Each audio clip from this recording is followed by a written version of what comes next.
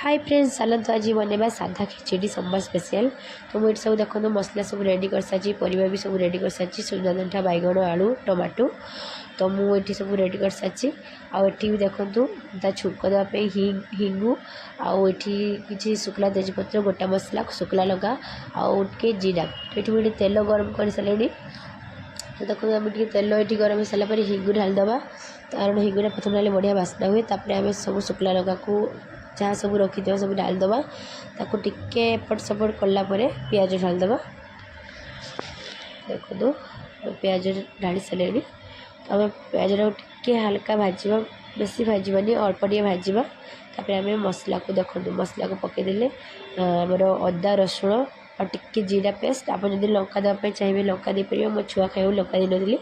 तो मुझे डाली आ चाउल को ये भल भाव में धोईकी रखीदेवी। तो देखो आम मसला कषा हो गला टमाटो मुझे काटिकी पकई देती तो सेठी तार से बाटे होगापाई ये मुझे परिवार किसी सोयाबीन बड़ी ऐड कर देती तो ये देखो मोर मसला ही आसला मु हलदी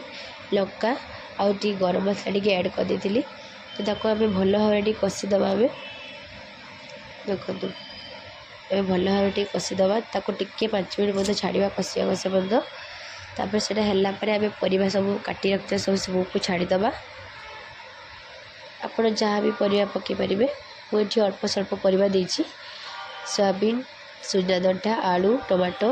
एतकी सब देछि परिवा आम आपको भल भाव में 5 मिनट को कषा तापर जो डाली आ चाउल को आप धोईकी रखिदे ताको पकईदे ता माप हिसाब से स्वाद अनुसार आप लुण देवे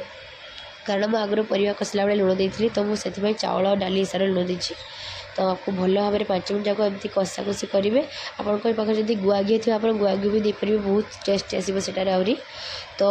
देखो आमर होगला मुझे माप अनुसार जी चाउल डाली नहीं माप अनुसार मुझे डबल ये बेलाटा नहीं तो मुझे डबल पानी नहीं तो मुझे डबल पानी टी उषुम कर ढालदेवी देखो ढाल दे सारापर आपड़े लुण देखिकी देवे कारण मुझे अलरेडी लुण आम दिया सरीला तो लुण आम टे चाखी देलापर आप देखो 3टी सीटी समुदाय 3टी सीटी लगे तो सीटी पर बंद करदे देखो आम पूरा खिचड़ी केते सुंदर भाव में देखा के सुंदर भाव में होगला। तो वीडियो जब भल लगे तो please like comment share subscribe करने को जमा नहीं भूलें। रोचे देखा नेक्स्ट वीडियो रे। जय जगन्नाथ।